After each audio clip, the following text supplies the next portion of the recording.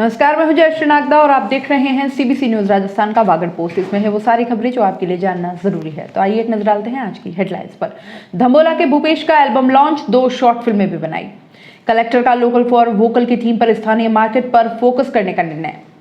आखिरकार घर लौट के आ ही गए प्रकाश और पारस, अपने ही जिंदा भाई ईश्वर की हत्या के आरोप में थे जेल में बंद। आज पुलिस अधिकारी कर्मचारियों को पुलिस लाइन डूंगरपुर में टीका लगेगा। उपजिला अस्पताल सागवाड़ा, आसपुर व सिमलवाड़ा में वैक्सीनेशन सेशन होंगे। और अब खबरें विस्तार से। वागड़ की प्रतिभा अब धीरे धीरे बॉलीवुड में अपना नाम मुकाम बनाने के लिए संघर्षरत है। हाल ही में वागड़ धम्बोला के भूपेश कलाल का म्यूजिकल एल्बम सांस में इनका डायरेक्शन रहा। पहली बार भूपेश कलाल के डायरेक्शन में पहला म्यूजिक एल्बम लॉन्च हुआ है, जिसमें संगीतकार काव्य चहल और मॉडल गिरी ने अभिनय किया है। एल्बम में रेप पर म्यूजिक बनाया है, जिसमें मुंबई की तंग गलियां, मरीन ड्राइव से लेकर अलग अलग लोकेशन को भूपेश ने अपने कैमरे में उतारा है। जल्द ही भूपेश के डायरेक्शन में 2 शॉर्ट मूवी हॉटस्टार वीआईपी पर लॉन्च होगी। इसके लिए अभी शूटिंग का काम चल रहा है। इसमें भूपेश ने निर्देशन के साथ संगीत में भी काम संभाला हुआ है। भूपेश और उनकी बड़ी बहन जानकी मोड पटेल ने बॉलीवुड में ही करियर बना रहे हैं। भूपेश कलाल के पिता भरत कलाल मूलतः धम्बोला गांव के हैं, लेकिन करीब 30 साल पहले रोजगार के लिए मुंबई पहुंच गए थे, जहां पर उन्होंने चाय का बिजनेस शुरू किया। वहां पर ही शादी करने के बाद परिवार वहीं बस गया, जहां पर 2 बेटियां और 1 बेटा मुंबई में हुए, जहां उनकी कॉलेज तक शिक्षा दी गई। उनकी बड़ी बेटी जानकी मोड पटेल ने कविताएं और गीत लिखे। इसके बाद मॉडल व कुछ धारावाहिक में अभिनेत्री बनकर छोटे मोटे रोल शुरू किए। एमटीवी के रियलिटी शो में काम करना शुरू किया, जहां पर अब फिल्में और धारावाहिक में अपना करियर बनाने के प्रयास चल रहे हैं। पिछले 5 साल से संघर्षरत जानकी मोड पटेल को प्रेरणा स्वरूप मानते हुए अब छोटे भाई भूपेश कलाल ने भी सिनेमेटोग्राफर के रूप में करियर शुरू किया है। राजीविका मिशन में स्वयं सहायता समूह के स्वामित्व में संचालित दुर्गा एनर्जी में उत्पादन स्थिति, वित्तीय स्थिति, बिक्री एवं सोलर प्रोडक्ट पर आत्मनिर्भरता की बैठक शुक्रवार को कलेक्टर सुरेश कुमार ओला की अध्यक्षता में हुई। बैठक में प्रोडक्शन मैनेजर जुगल किशोर नुआल ने दुर्गा एनर्जी द्वारा स्वयं सहायता समूह की महिलाओं के स्वामित्व द्वारा संचालित सोलर मॉड्यूल विनिर्माण इकाई के बारे में जानकारी दी। उन्होंने दुर्गा एनर्जी की वित्तीय स्थिति, उत्पादन स्थिति, स्टॉक स्थिति, कर्मचारियों की स्थिति, उपलब्धता एवं योजनाओं के बारे में जानकारी दी।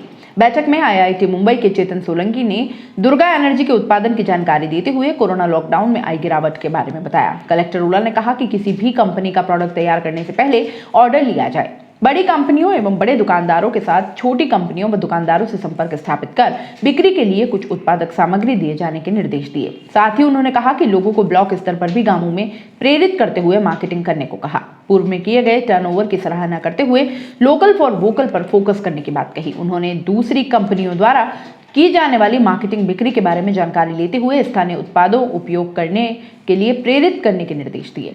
बैठक में board chairman Chetan Singh Solanki, Rajeevika mission के जिला अधिकारी हितेश चौबीसा, राजीविका के पुष्पेंद्र शर्मा, अक्षय चौहान, दुर्गा एनर्जी के डायरेक्टर अनिता कटारा, चंपा देवी, चेतना देवी एवं चेयरमैन गीता कटारा, धनु देवी, चंदा देवी, बबली देवी एवं सदस्य मौजूद थे।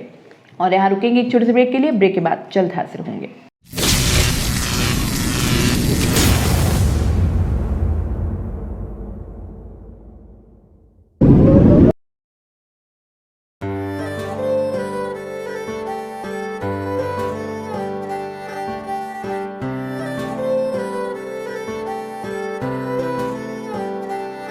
मारे आंगणे की तू है लाडली, मारे बगिया की तू है एक कली। मारे आंगणे की तू है लाडली, मारे बगिया की तू है एक कली। जद छोड़ के तू जाएगी हमें लाडो, याद तेरी घनी आएगी। मारे आंगणे की तू है लाडली, मारे बगिया की तू है एक कली। सोजतिया ज्वेलर्स, रिश्तों को नहीं दिलों को जोड़े। ब्रेक के बाद आपका स्वागत है। कहानी सुनेंगे तो लगेगा कि फिल्मी है, लेकिन है तो सच। चलिए आपको भी सुनाते हैं। घटना करीब 11 माह पुरानी है। ईश्वर रोजगार के लिए गुजरात गया था। लॉकडाउन के दौरान यह अचानक लापता हो गया। इसी दौरान गुजरात की ईसरी पुलिस को एक युवक का शव मिला। लापता ईश्वर की पत्नी सीमा से शव की पहचान करवाई तो उसने अपने पति ईश्वर के रूप में शिनाख्त की और ईश्वर की हत्या का आरोप दोनों भाई प्रकाश और पारस पर लगा दिया। गुजरात पुलिस ने आधा अधूरा अनुसंधान कर और दोनों भाइयों को आरोपी मान जेल भेज दिया। यही नहीं, इन्होंने कुल्हाड़ी भी पेश कर दी और बताया कि इसी से ईश्वर की हत्या हुई थी। दोनों भाई जेल चले गए। यह दोनों लगातार अपने भाई का शव नहीं होना बता रहे थे, पर इनकी एक नहीं सुनी गई। यही नहीं, पुलिस ने शव को इनके सुपुर्द कर दिया। दोनों भाइयों को पता था कि यह शव उनके भाई का नहीं है।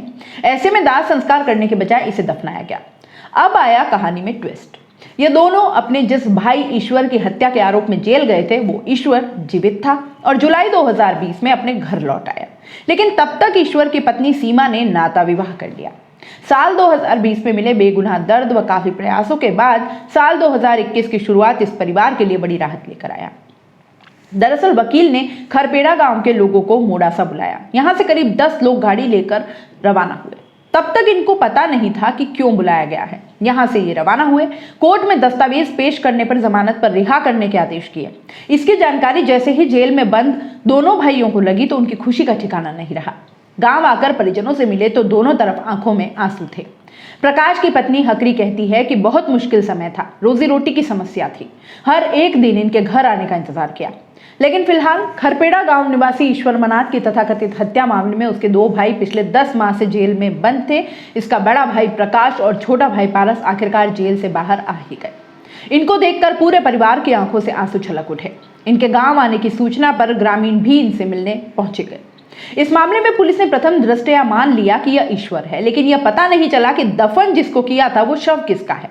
इसी लापरवाही के कारण ईसरी थाना प्रभारी को निलंबित कर दिया गया। दफन शव के संबंध में जानकारी जुटाने के लिए आसपास के थाना क्षेत्र के लापता व गुमशुदा व्यक्तियों के संबंध में पड़ताल की जा रही है, लेकिन अब तक कुछ हाथ नहीं लगा है। गुजरात पुलिस के डीएसपी भरत बशिया का कहना है कि अभी डीएनए रिपोर्ट नहीं आई है, लेकिन ईश्वर के जिंदा होने के आधार पर जमानत मिली है। जेल से जमानत पर लौट कर आए प्रकाश व पारस मनाथ ने बताया कि जिस गुनाह के लिए हमको जेल भेजा गया वह हमने किया ही नहीं है। यदि किया होता तो आज हमारा भाई ईश्वर हमारे साथ खड़ा नहीं होता। हम कई रात सो नहीं पाए, बस सोचते रहते थे कि परिवार का क्या हो रहा होगा, क्योंकि माता पिता बहुत पहले मौत हो चुकी है। घर में पत्नी और बच्चे अकेले थे। परिवार के किसी सदस्य से मुलाकात नहीं हो पाई। एक दिन जेल में पता चलता है कि ईश्वर घर लौट आया है। उस दिन खुशी हुई और विश्वास हुआ कि अब घर जल्दी चले जाएंगे। जेल में डॉक्टर आकर सैंपल ले गए। इसके बाद हम दोनों भाइयों को गांधीनगर एफएसएल जांच के लिए ले जाया गया। यहां पर भी पूछताछ की गई। इस दौरान नवंबर 2020 में प्रकाश कोरोना पॉजिटिव हो गया, उसे अलग रखा गया। हमारा यह समय मुश्किल भरा था। जो जुर्म किया नहीं उसके लिए हमें जेल में क्यों रखा गया? रोज सिर्फ इसी सवाल के जवाब व इंतजार में समय निकाला है। अकेले में रोते थे, अब लग रहा है कि हमारी जीत होगी। वहीं इस मामले की निष्पक्ष जांच होनी चाहिए। सीमा व उसके परिवार से पूछताछ करनी चाहिए ताकि हकीकत सामने आ सके। वैश्विक महामारी कोरोना के बचाव के लिए शुक्रवार को भीतरी शहर के पुराने अस्पताल पर नगर परिषद के 342 कार्मिकों को वैक्सीन लगाई गई। सबसे पहले नगर परिषद आयुक्त नरपत सिंह राजपुरोहित को वैक्सीन लगाई गई। इसके साथ ही सागवाड़ा नगर पालिका के 163 कार्मिकों को उप जिला अस्पताल सागवाड़ा में वैक्सीन लगाई गई।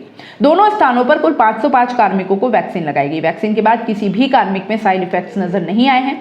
आरसीएचओ डॉक्टर कांतिलाल पलात ने बताया कि नगर परिषद डूंगरपुर में सबसे पहले टीका आयुक्त को लगाया गया। टीका लगवाने के बाद आयुक्त अन्य कर्मचारियों को प्रोत्साहित करने के लिए काफी देर तक मौके पर मौजूद रहे।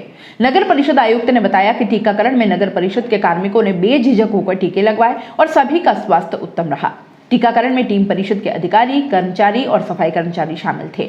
इसी प्रकार नगर पालिका सागवाड़ा में सभी कर्मचारियों ने टीका लगवाया है। शनिवार को पुलिस विभाग के अधिकारी, कर्मचारियों को टीकाकरण किया जाएगा। इसके लिए पुलिस लाइन डूंगरपुर, उप जिला अस्पताल सागवाड़ा, सीएचसी आसपुर व सीएचसी सिमलवाड़ा में वैक्सीनेशन सेशन होंगे। वागड़ पोस्ट में फिलहाल इतना ही। दीजिए इजाजत, नमस्कार। सीबीसी न्यूज राजस्थान की यह खबर आपको कैसी लगी, नीचे कमेंट करके जरूर बताएं। अगर आप YouTube पर देख रहे हैं तो सीबीसी न्यूज का चैनल सब्सक्राइब करिए, पास में दिख रहे बेल आइकन को भी दबाइए, ताकि जब भी हम आपके लिए कोई खबर, कोई जानकारी लेकर आए तो सबसे पहले आपके पास नोटिफिकेशन पहुंचे।